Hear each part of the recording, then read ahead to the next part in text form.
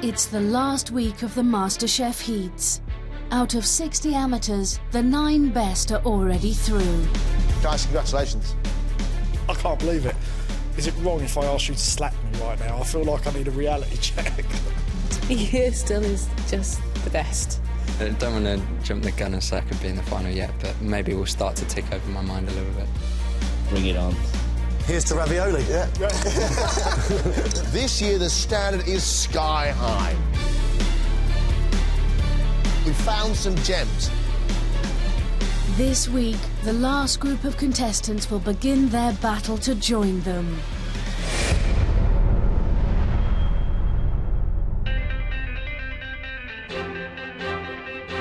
These 6 amateurs all think they've got what it takes to become MasterChef. But at the end of today's heat, only the best will become quarter-finalists.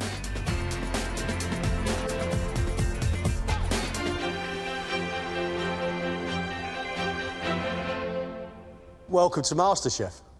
This is your calling card. What we want to see is a bit of something special. 1 hour, let's cook.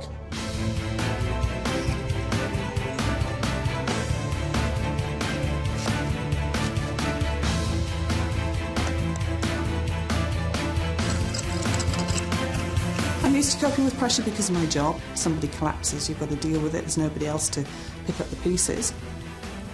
Whether or not I'll get more emotionally involved with the souffle, we'll have to wait and see. How are you feeling? I was all right until you walked up.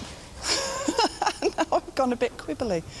You look to have all the things on your bench that would make an Asian dish, coconuts and spices and everything. Then you've got a great big lump of smoked haddock. Yeah, because I'm doing a fusion dish. I'm making kedgeree with toasted coconut and asparagus. I come from East Lancashire, and that's big Asian population there, so I just thought I'd represent both communities and do a little bit of this and a little bit of that. Sheila, thank you very much.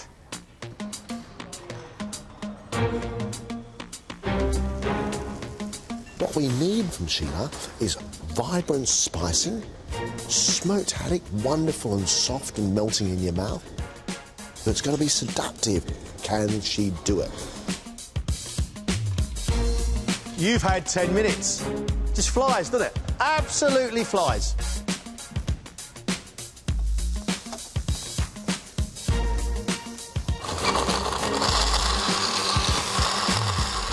Tim, how did you get into cooking? Just when I met my girlfriend 5 years ago. I thought I'd cook us a nice meal, and it was rubbish. I just wanted to get better and better, and I've ended up here. What does your girlfriend think of you coming into this competition? I think she's already told herself I've won, so I'm on for a winner there. We've got ourselves sea bass fritter, creamed corn. He's serving that with a chorizo sauce, and I have no idea what's going to come out of it. The whole thing is a bit of a mishmash. I always say 2 goals at any dish and I'll get it right. This is the 3rd time I've done this dish, so...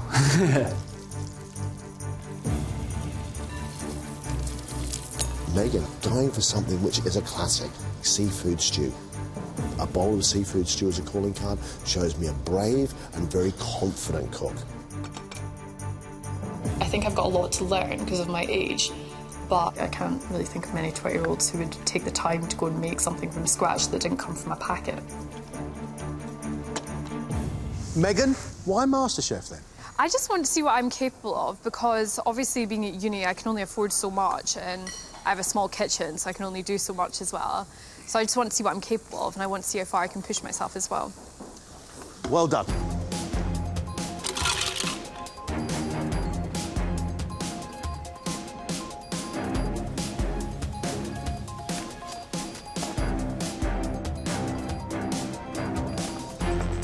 We're halfway. When I went to university over 10 years ago, my mum gave me an Indian spice box. That was the start of my journey. We've got ourselves a green piece of chicken covered in coriander, red chicken, which is done with red spices.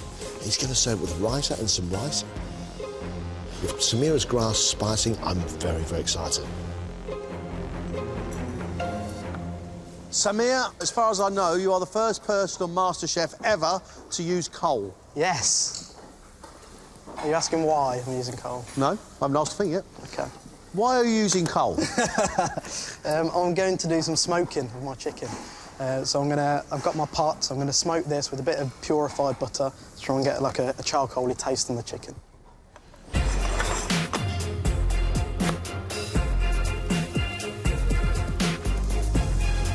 You've got just 20 minutes.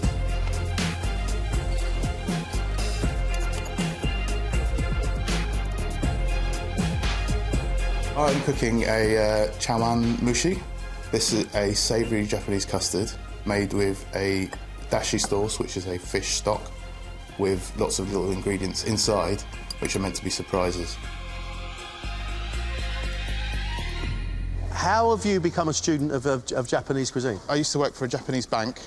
I basically was the only English guy in a group of team of Japanese colleagues, and so I used to do all the karaoke, all the Japanese restaurants, and it just that's where it took off.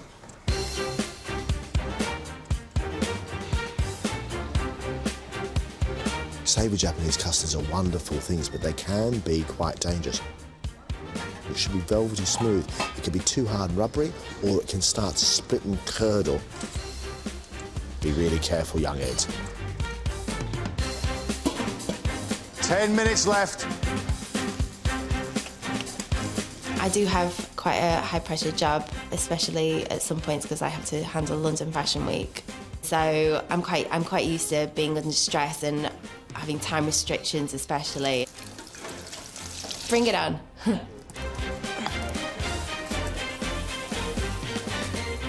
Are there links, do you think, between fashion and food? I'd say so. I mean, every time you're at these fashion parties, there's always food there, everyone really enjoys it. I should imagine there's a lot of food at a fashion party because no one's eating it. Yeah, true. True. Well, I do. What? Usually the only one around the canapé tray. Duck, pomegranate, potato-based bubble and squeak with coriander, spring roll and barbecue sauce. Wow. This is not Chinese food, this is not Asian food, it's not fusion food. This is a banquet of berserk. You've got 3 minutes left.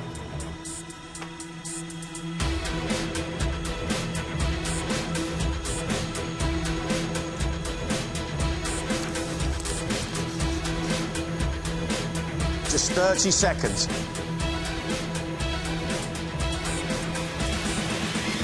That's it, stop, your time's up.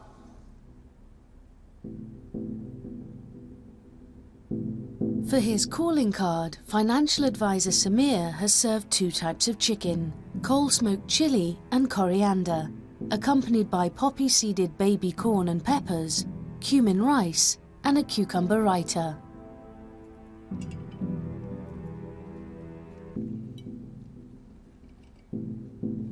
I like the coriander and the zing that's on your green chicken. I love the heat and the smokiness that you've created with your red chicken, but both chickens are overcooked and dried out. OK. Your chicken's getting lost because it's not big enough and vibrant enough to cope with the sharpness of the yoghurt with the cucumber. Like Greg, for me, your chicken is overcooked and dry. Oh, that wasn't my best cooking. I think there's a lot more to come for me, definitely. Bloody hell. Analyst Ed has made chawan mushi, a soy and dashi custard topped with prawn, shiitake mushroom and carrot, and filled with chicken, ginkgo nut and kamaboko fish stick. I'm very excited. It's one of my favourite things. I love it. It's fantastic, isn't it? If it's done well, yes. Yes, yeah, that's the trick.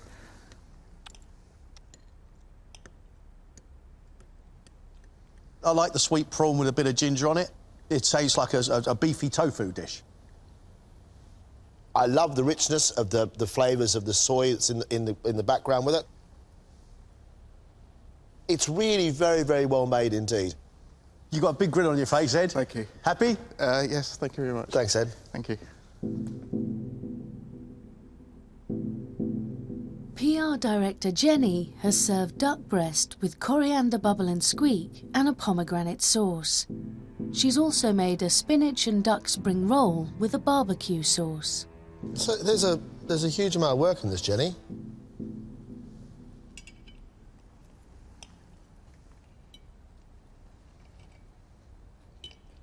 The duck spring roll I really like because there's not a great deal of phyllo pastry on it, so it's not greasy. What I don't like is your Asian-flavoured bubble and squeak. Coriander in potato, that doesn't quite work for me. I think what you've done is probably attempted a little bit too much, but what you have done by attempting too much is showing me you can do a lot of things pretty well. Thank you. Just watching them chew and it's like, hurry up, just say something. But yeah, pleased. Just glad it's over. 29-year-old Tim Seabass is accompanied by a sea bass fritter, fennel and dill salad, sesame oil asparagus, sweet corn puree, and a chorizo pepper sauce.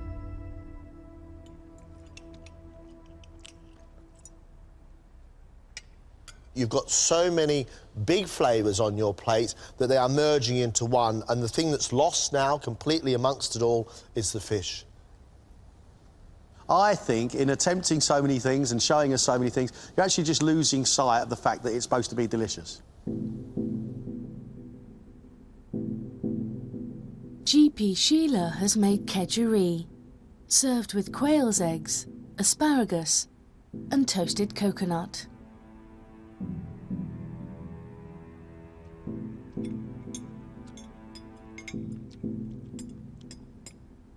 I like the smokiness of the fish, which is cooked really, really well. Your rice is going a little bit over, just a little bit over, and I think you can afford a little bit more spice in there if you want. Don't be scared of it. We like to be slapped around the face by a bit of chilli and turmeric, us two. We certainly do. Yeah, good, OK. Sheila, I'm missing the point of this. I don't see where all the fusion is, apart from a couple of little strains of coconut across the top.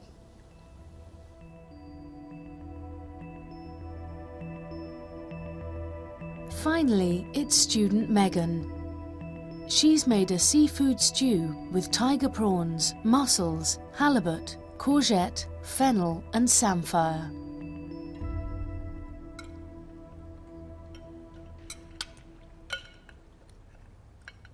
Megan, I think you've got some real promise here because you've got a wonderful vibrancy of spice coming from cayenne, a sweetness from pepper and a sweetness from onions and the saltiness of the sea.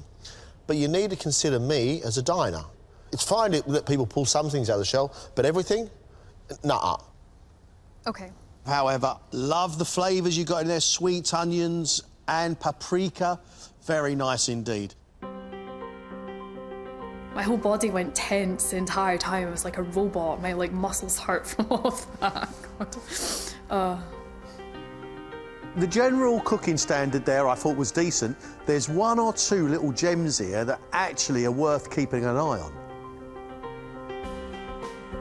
Interesting insight into the culinary minds of the contestants. Now let's see how they get on with the invention test.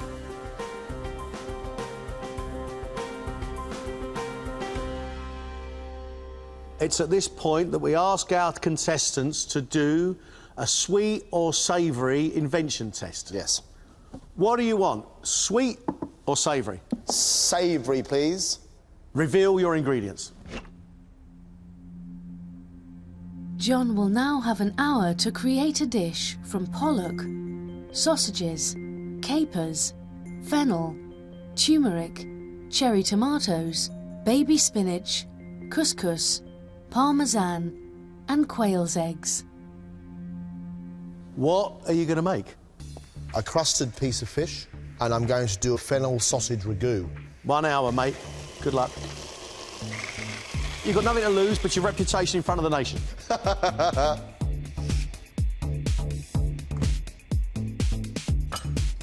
You've got such a meaty big fish that it will stand up to lots of different flavours.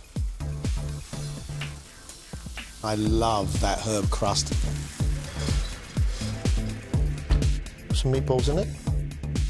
You've got 10 minutes left. Are you ready to serve? I'm just about to ready to go, yeah.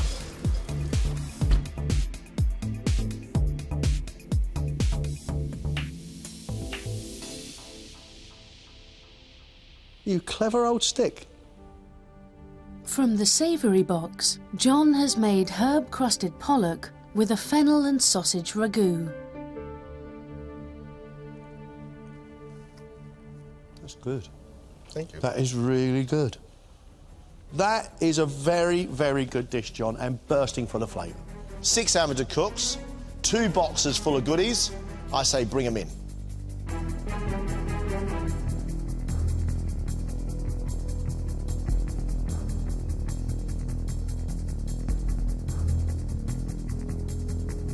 You have to decide right now whether you are going to make us a sweet or a savoury dish.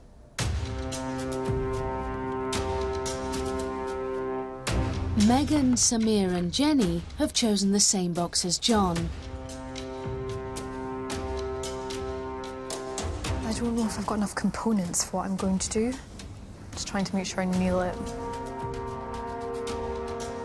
Sheila, Ed and Tim have chosen the sweet box, which contains rhubarb, pomegranate, puff pastry, an orange, semolina, a lime, flaked almonds and popping candy.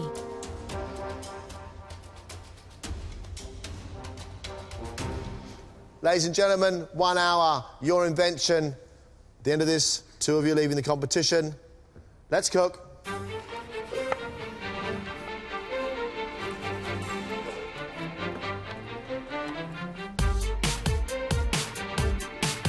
You tried your chicken last time. What about this fish? I'm going to make sure it's bang on.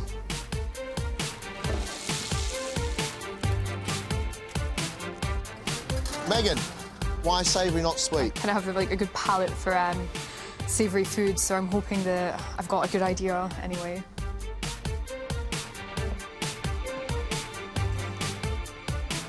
"20 minutes gone.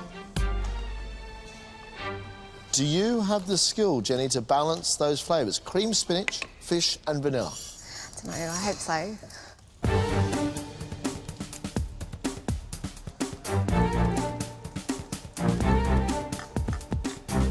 Why did you pick the dessert box, Ed? When you're a kid and you're in an Italian family, the first thing parents teach you to cook is the dessert.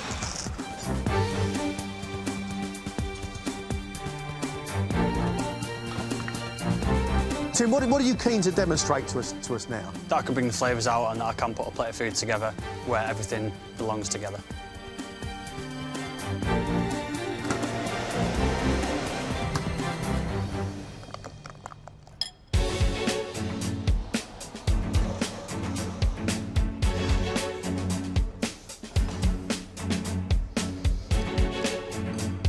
I'm not that confident because I can't see what's happening behind me, but I just know that what I'm doing is OK and it's the best I can do. Whoa! 3 minutes left.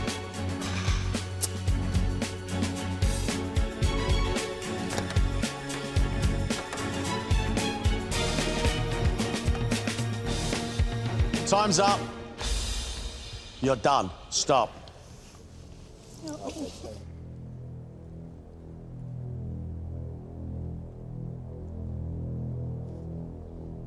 Jenny, yes, please.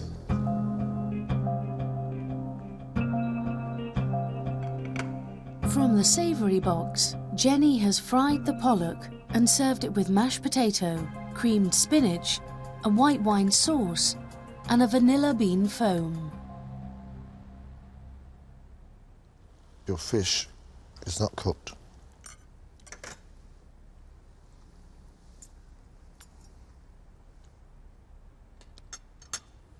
The skin isn't crispy, which means it's virtually inedible, but also the fish isn't cooked, which means that's inedible. You've been a little heavy-handed with the salt in your mash. Ugh. Not a good day at the office. Probably not the result you wanted. No.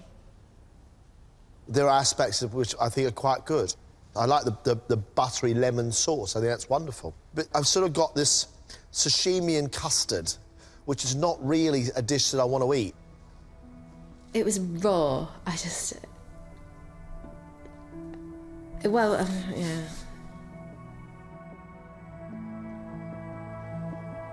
Megan, yes, please.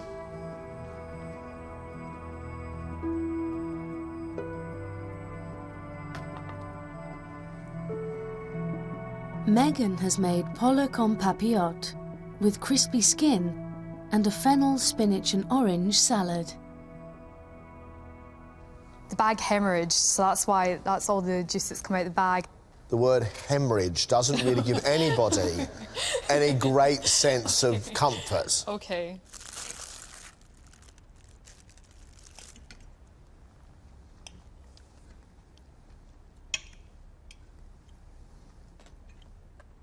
Your fish inside that pasta is cooked beautifully, as it should be. You've got a wonderful, subtle saltiness coming from soy, a real sort of depth of fragrance from the ginger. But I tell you what I'm more impressed about? Are things like this, Megan. Crispy skins of fish. It's done well, it's been salted really well, it adds texture to the dish. Good job, you. Oh, thank you. I'll tell you what, I think you've cooked better in this invention test than you did with your own recipe. Yeah. Okay. That is like the best feeling ever, just being told that my food was lovely, so I don't want to go. I'd be really upset if I went, really upset.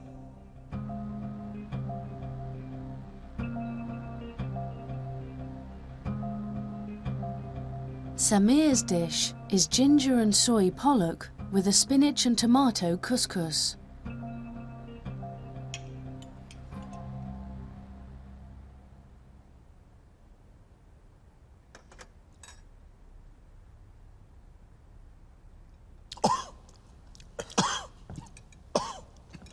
Wow. What on earth are those things on top? Is Ginger. That's bits of ginger? Yeah. Crying out loud. Your fish is cooked. It's flaky. And it's got a very pleasant, almost smoky type flavour. I find the couscous is a bit greasy because there must be oil running through it, and I don't get how the fish and the couscous come together because there's nothing wet to hold it together. That just doesn't seem to work for me. I'll split the judges, so I don't know what my chances are. 50-50, probably, yeah.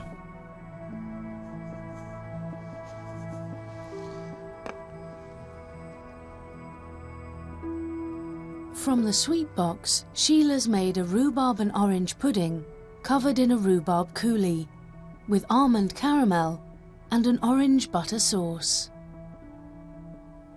You had a nice-looking pudding that came out of the oven. Why did you then pour all that stuff on the top of it? I thought it'd be nicer with a little bit of rhubarb on, and then I just went a little bit heavy-handed. We've got a great big pink splodge.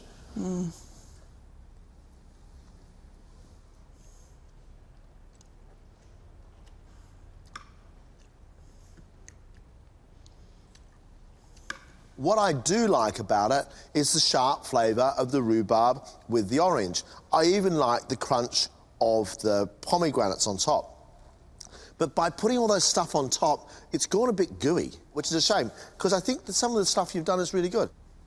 I think you can cook. I don't know what possessed you to throw that rhubarb over that sponge. I did the best I could, really, and at the end I just got a bit flummoxed, but that's the name of the game, isn't it?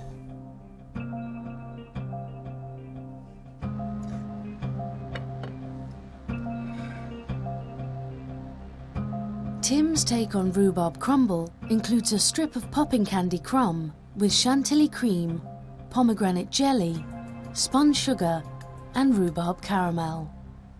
That is beautiful, and that deserves to taste good, Tim.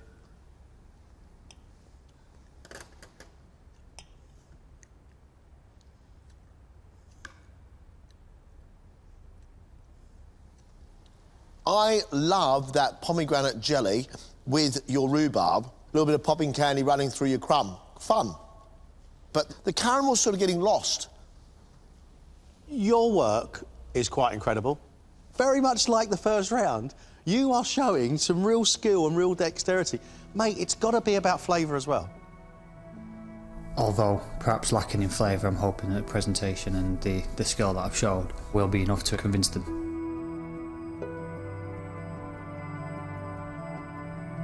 Finally, Ed's made a panna cotta topped with almonds and served with an orange and pomegranate sauce. Wobbling as it should.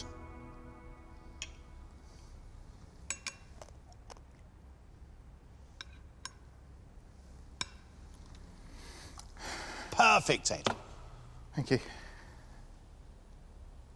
To get that in any round at all MasterChef, I'd be happy. To get an invention test, I bow to you, Ed. Thank you.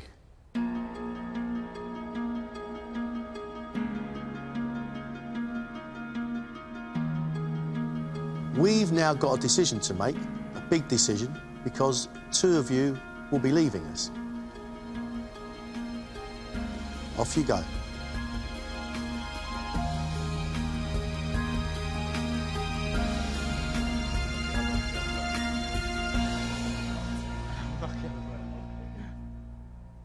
Tell you what, the good ship Invention sailed and it was stormy waters out there, buddy.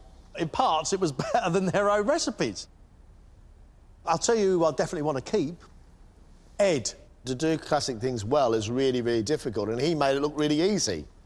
One of those people I'd like to see cook again is Megan. Agreed. She's demonstrating some skill, and at 20. Good. OK. Next up, who do we go with? I know, Tim. His technique is so good that I want to see him cook some more. I want to give him the chance to deliver flavour. That means now we've got to keep one more person from Samir, Jenny and Sheila. Samir, his chicken was dry and overcooked with his calling card. He pulled it around a little bit with his invention test. To be honest, I think I'm probably at risk. There's a lot more experienced people out there than me, I feel. Jenny ducked 2 ways, and then with the invention test, we get fish, which is undercooked. Now, that scares me. I just wish I could just get through. It was just a silly mistake, and I'm so gutted. Sheila had good ideas with her kedgeree. That lady can cook. Why did she tip a load of unsweetened rhubarb sauce over her sponge? I hope I've done enough to stay in the competition, because it really means something special to me to be here, so... yeah. So who are we going to give another chance to? Whose food are we willing to eat again?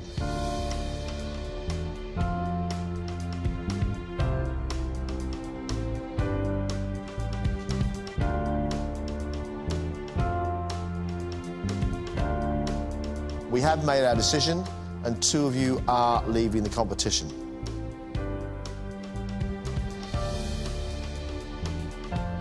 The first person leaving us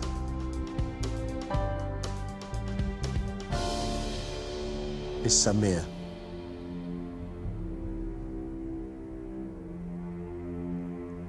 I think I was a bit out of my depth, to be honest with you, but still happy with what I've done. The second contestant leaving the competition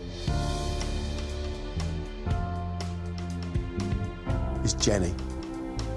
Thank you, Jenny. I knew it was going to be me. I didn't do myself justice. I just wish I could turn back time and just do it again.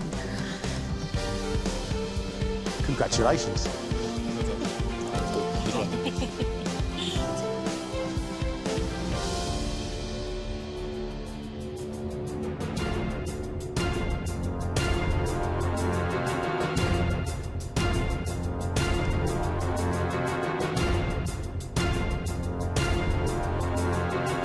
This is a tough test.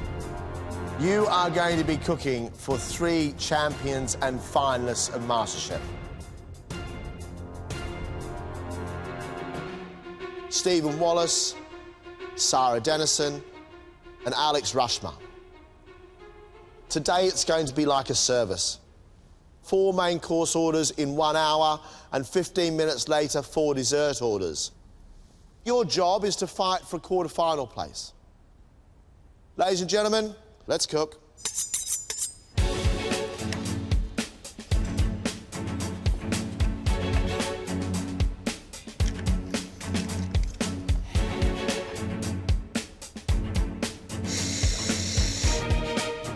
This means more to me than my medical degree and doing my finals or anything I've ever done in medicine, because I never wanted to do that in the first place. This is something I want to do for me, that I'm passionate about and that I think I'm good at. So it means absolutely everything in the world to me to do well in this today.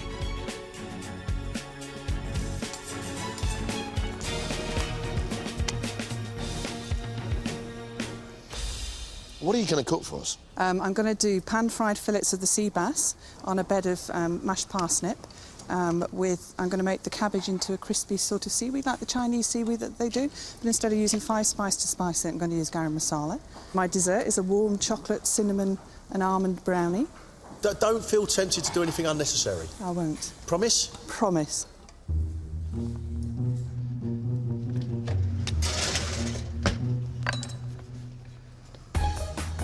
We've got sea bass, cabbage and garam masala and our parsnip puree. But then on top of that, we've got brown shrimps and we've got smoked mackerel. My concern is we've got so many different flavours against that sea bass, the sea bass is going to struggle to survive.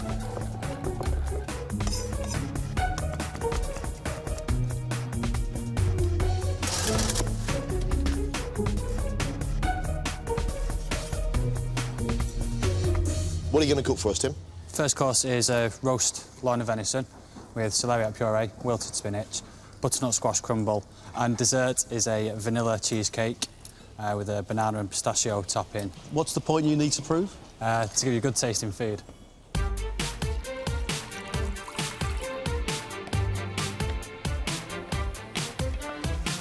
I'm still concerned about flavour.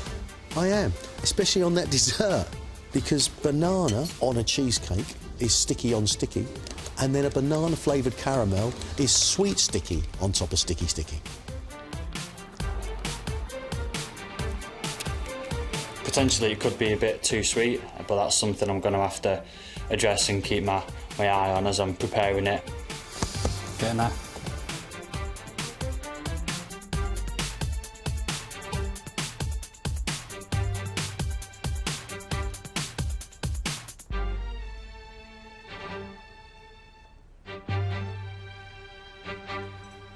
Tell us about your main course. So the main course is pan-fried haddock. Tomatoes with capers and anchovy is something I've eaten since I've been a kid. It's my mum's sauce. What is the dessert? It's a chocolate mousse topped with an orange zabaione with a liqueur. You're shaking as you're wiping that glass. Yes. Can you control your nerves, Ed? Yeah, I think I can. I just wanted to get these in the fridge. And then when it's in the fridge, I'll be happier.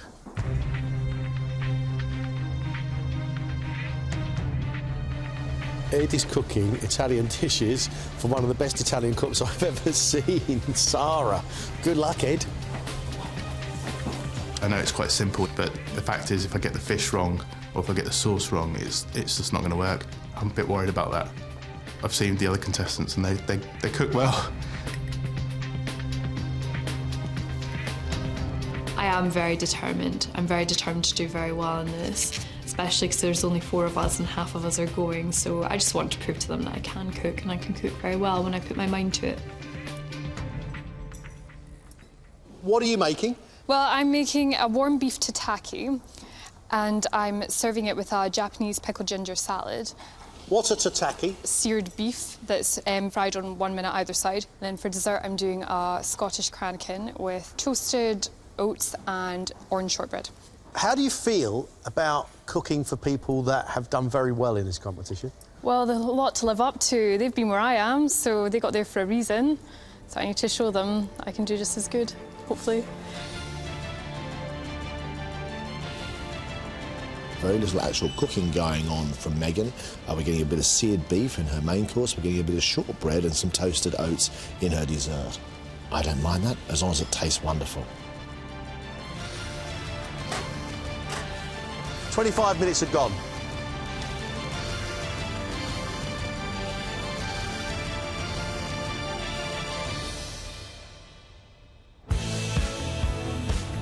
The first of today's guest critics is former intensive care nurse Sarah Dannison, who was a finalist in 2011. After the show ended, you had to go back to normality and reality. I had probably the toughest 2 months of my life, of changing job. After leaving nursing, Sarah decided to open a 20-cover home dining club. I'm the only chef. I'm a very organised person, and I think 20 years as a nurse helped me a lot to keep everything under control. I think MasterChef ignited something that was always with me, but now I can express it more.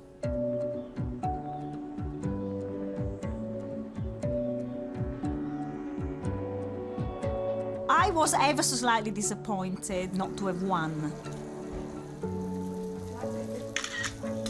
But I've won in my own book because I did what I wanted to do. So I've won anyhow.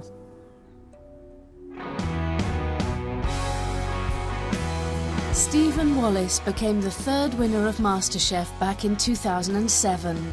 Winning was a great accolade, and what was fantastic was all the support. Suddenly, wherever I went, there were cabbies and people going, "Hey, we watched you, you're amazing, well done." He now has his own business and works as a flavour consultant for major brands and food companies. A lot of my work involves looking at restaurant trends and then translating that to bigger food businesses. But cooking remains his big passion. The big thing I took away by winning was that it made me trust my intuition, my creative instincts, and that actually I can cook and I can cook damn well. 2010 finalist Alex Rushmer opened his restaurant with friend and chef Ben Maud just a year after his competition ended. We opened, and that first 3 or 4 months was the swiftest learning curve you can possibly imagine. We had to learn everything. I didn't have a day off for 7, 8 months. It was insane and mad, but huge amounts of fun. Almost immediately, their food began to receive critical acclaim.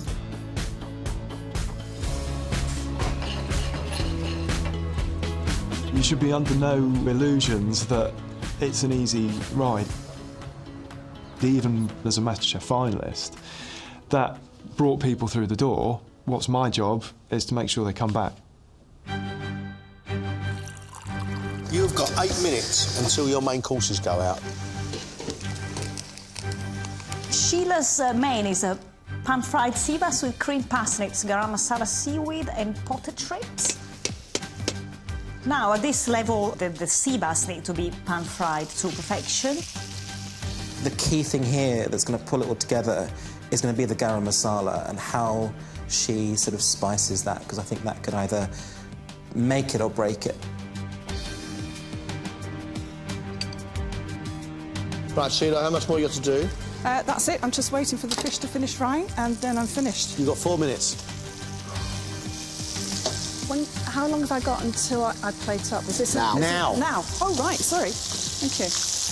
When we said 4 minutes, that's 4 minutes till it's expected at table. Oh, sorry.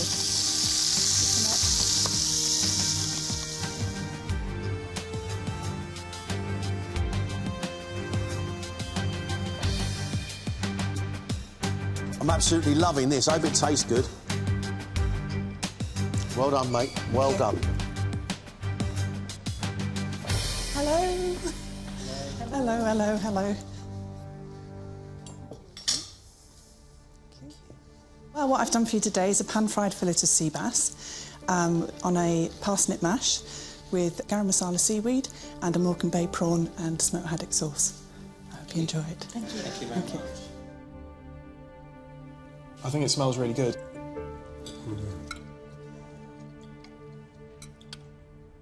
The fish is really well cooked. The skin's crispy. The seaweed is crunchy, a little bit oily, which makes it, the dish, it gives it a heaviness. I can't taste the garam masala here, and if it says it on the menu, it should be there. It's really very distant. I think it just needs to be treated with a little more refinement and a little bit more delicacy, the whole dish. I don't mind the Indian spiced crispy cabbage, but the thick sweetness of parsnip is too much. Too much for me, too much for the sea bass. I'm really sorry, I don't like that at all. I do not like that in any way, shape nor form. You've now got 15 minutes for this brownie. I'm not a big fan of brownies. I find them a bit hard. Not hard, but heavy. And I like it with a cup of coffee. For a dessert, I'm not so sure.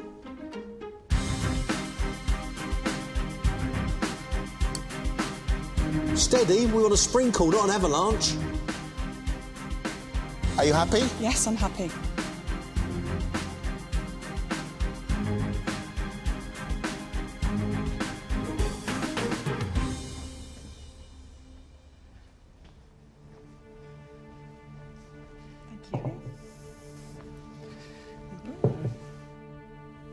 What I've done for you now is a warm cinnamon and almond brownie with an amaretto cream and an almond nib on top, dusted with cocoa and icing sugar.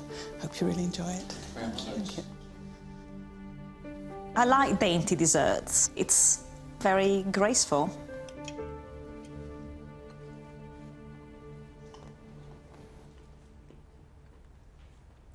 It's very dense and quite rich. Once you start chewing it, it sort of becomes, it's a bit like clay. I think it's okay. What I would like is another couple of flavour points. Where's the cream? Give me more amaretto cream. Booze is good in food, so just go for it next time. This dessert is a classic flavour combination, and this, when she does that, she is very good. Has my palate gone wrong or something? Because to me that is not sweet enough. No, nowhere near sweet enough. Yes, it is. Really?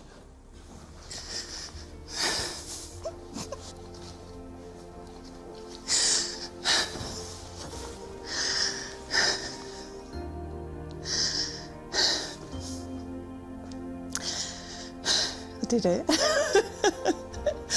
I'm just exhausted. But I'm all right. Oh, bloody hell.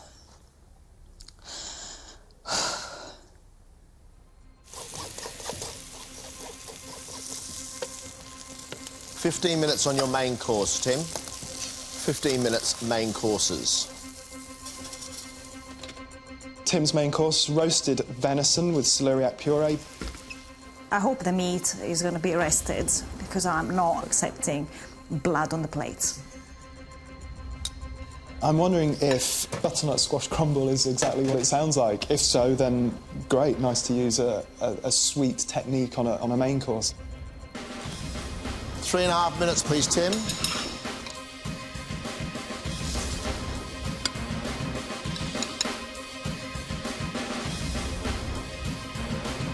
What's left now? Just the venison? And the sauce and the berries. Looks good again, Tim. Is it going to taste good? That's the plan.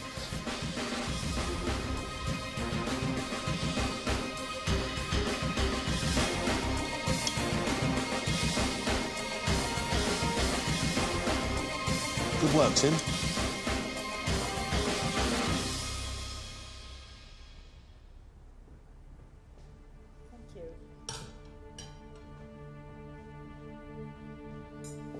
Okay, you've got roast venison loin with celeriac puree, wilted spinach, butternut squash crumble, and a red wine sauce with blackberries. Thank you. I think he's done a superb job with the presentation.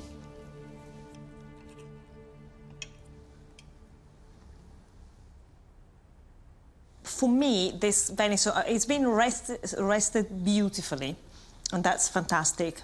The spinach is really rich and irony, and it cuts through everything. I do love the red wine reduction, and the blackberries are really just perfect.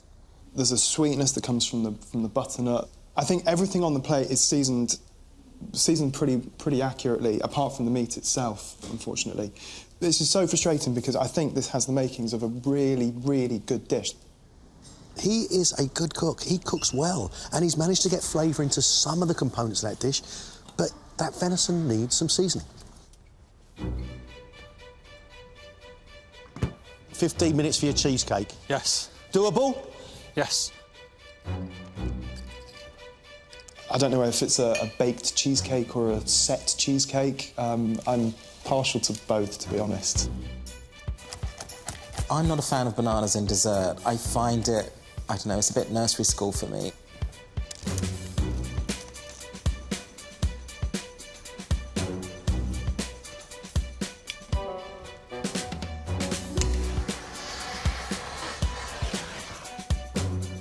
The timing's perfect, Tim. Well done, mate. You happy? You done? Yes.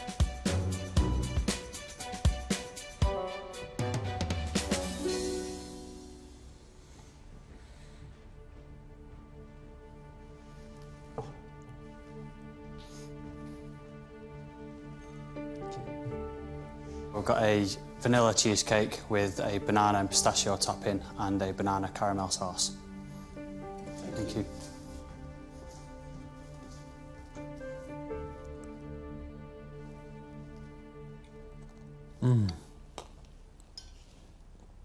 This is really orgasmic. It's so luscious and it's popping. It's so full of vanilla. I mean, this is really extravagant, and the banana's really subtle, but I actually like it. I'm eating my words now. This is really good. I'm totally with you on this. There's a tiny, tiny amount of banana caramel sauce on there, but the amount of banana flavour that's in there is staggering.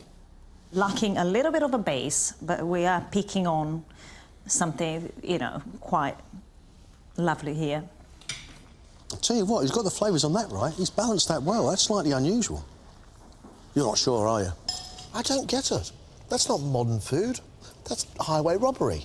I've been cheated. I want a banana cheesecake. I thought the dishes came together well, and I hope it was up to expectation, sort of taste-wise and flavour-wise today.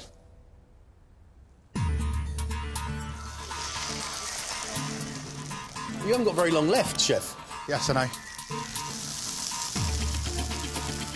Haddock's a tricky fish to cook properly. It's got very little flavour in of itself.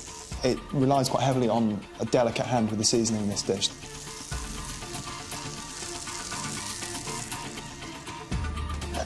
This reads really quite bland, and I feel like the French beans are the sort of anomaly here. I'm not sure what they're really doing, what they're bringing.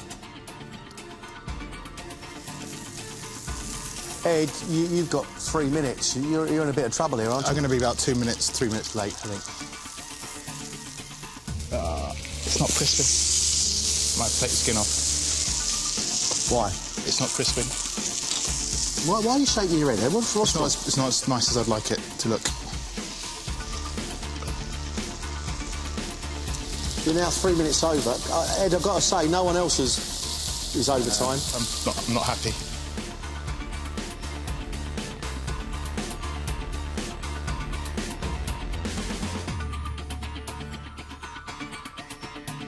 Come on, wipe your plates and go. Yeah.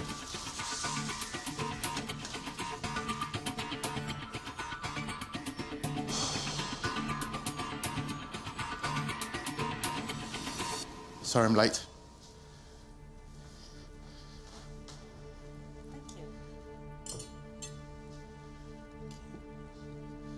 This is a pan-fried haddock with French beans and a tomato and caper sauce with anchovies and onions. Enjoy.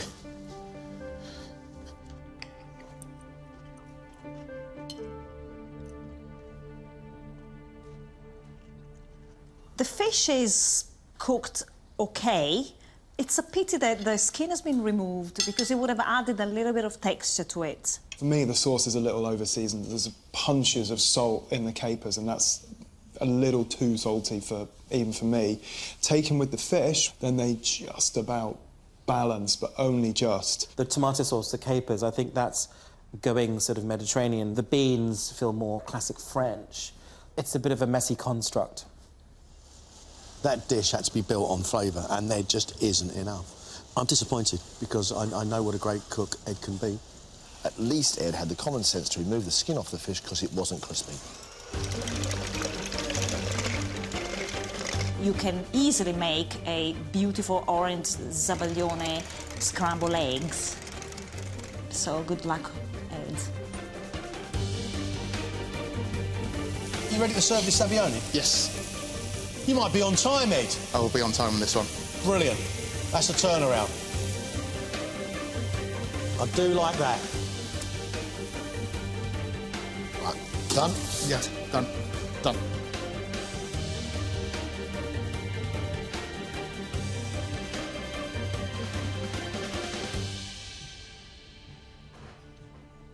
Thank you.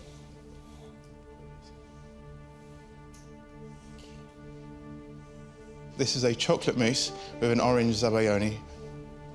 Hope you enjoy.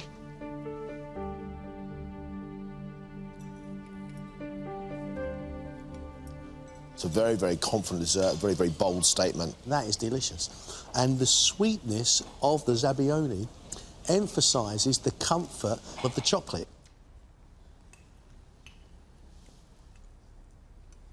There is no booze and it's over-aerated. It's more to be like a custard than a foam. I think he's tried possibly to be too clever with it, and what I've got is something that just maybe worked in a concept in his head, but doesn't work on the plate. It didn't show what I wanted it to show. That's what it was. So yeah, so a bit annoyed with myself, to be honest.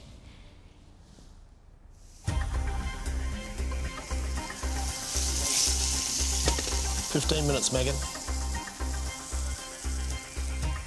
I don't think there's enough on paper to decide whether I like the sound of this dish. It's a little bit enigmatically written, but I quite like that sort of sense of mystery and intrigue.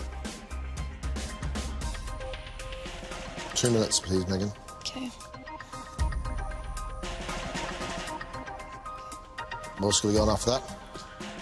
Just my toasted garlic. All right, let's go. Okay. All right, we go? Yeah, let's go. Go, go. Well on, Megan. Thanks.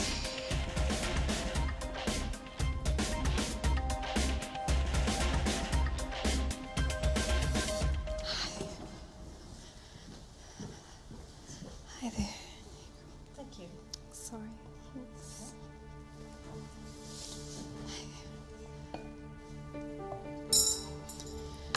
So this is an Aberdeen Angus warm beef tataki with a Japanese marinade and a pickled ginger salad.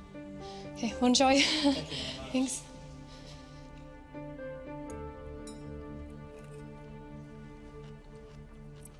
The beef is really good. You can tell that it's a seriously quality piece of meat.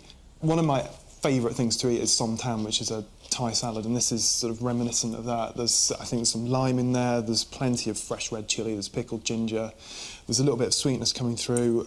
It's a very well-balanced salad. The flavours are fresh, and actually this is the kind of food that I love going to restaurants and having. I do love this. That beef is just falling apart in my mouth, doesn't even need chewing. The salad has got heat and it is alive. I absolutely love that. I'm questioning the cookery skill that went into it, but the palate that did it is sublime.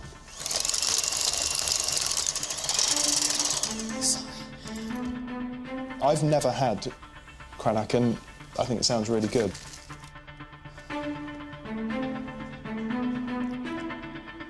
For me, I think the experiences I've had has been horrible and chewy. 2 minutes. Okay, shortbread. Yep. Quick, quick, quick. Well done, Megan.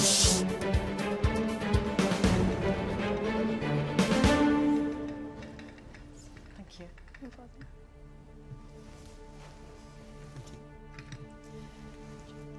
This is a Scottish cranachan with raspberries and toasted oats with some orange shortbread as well. Hope it's okay. Yeah. Enjoy. Thanks. There's you get these wafts of the toasted oats, and it's that sort of just invites you in, doesn't it? Kiss on the cheek. Mm.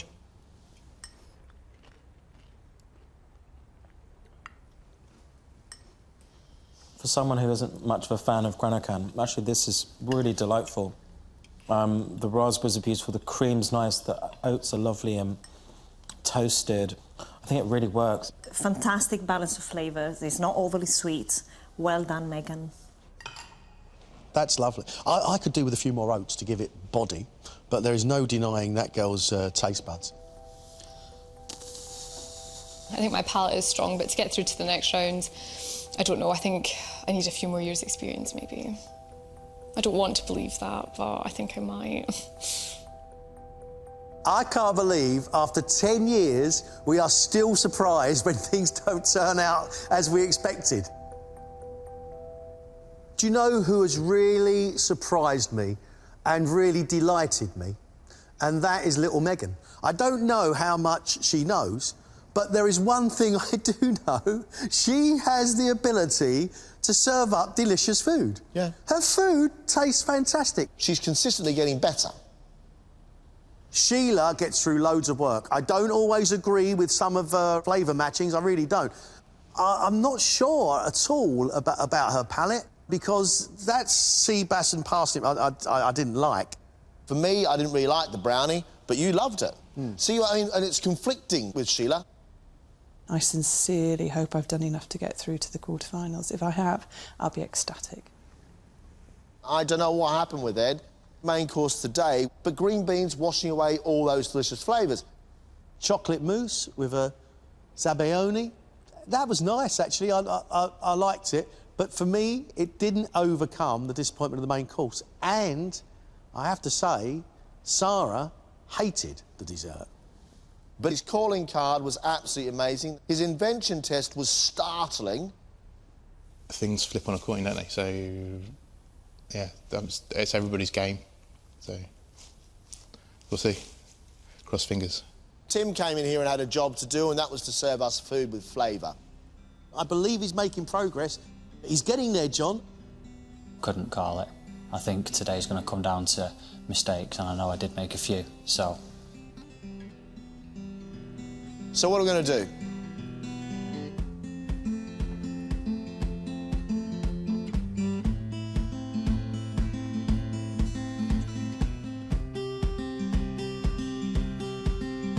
You've now all cooked for us 3 times, and we can see some real potential in this room.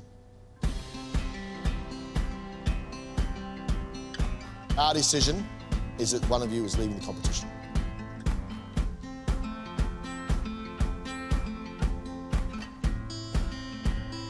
The person leaving us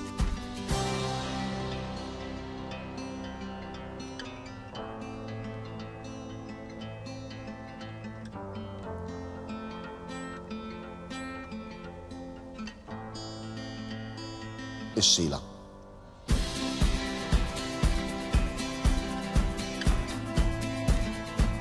I'm sorry I didn't go further in competition. I thought I could have done better. But at the end of the day, all you can do is do your best and pat yourself on the back, isn't it? Congratulations, you 3 are quarter-finalists. Well done.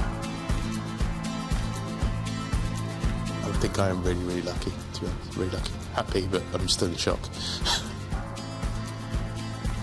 Relief. I didn't expect it at all, I must admit. I thought I was going to be.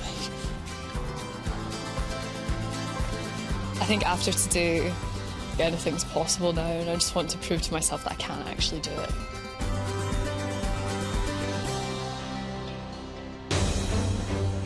Tomorrow night, the last 6 hopefuls will battle for a place in Friday's quarter-final. Thank you very much. I think it's absolutely wonderful. It is looking dangerously deconstructed. We're a wobble away from a triumph.